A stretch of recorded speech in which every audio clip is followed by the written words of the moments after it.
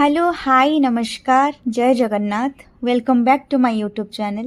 Hotel रे पहुँचला परे किछि समय रेस्ट नेकी एठी मु रेडी हो जाइथिली। मु गोटे सुंदर रेड कलर ड्रेस टे पिंधिली एंड ऑलमोस्ट मोर मेकअप भी सरी जाइथिला। मु एठी टिके मिरर आगे स्टाइल मारुथिली। देन आमे बाहरी आस्तिलु। एटा थिला मोर फाइनल लुक फॉर एनिवर्सरी। जणेबे लुक टी केमती थिला। तापरे आमे आसिकी पहुँची जाइथिलु दुबई मॉल रे। दुबई मॉल रे पहुँचला परे तार भितर आम्बियंस किछि एमती थिला।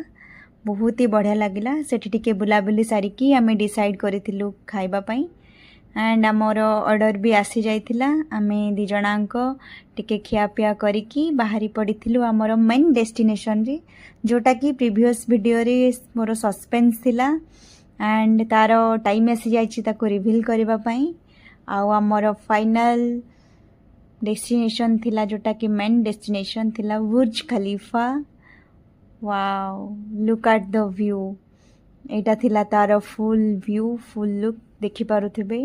बहुत ही सुंदर थिला। लोक माने बहुत एंजॉय करुथिले। मु भी बहुत एंजॉय करिछि।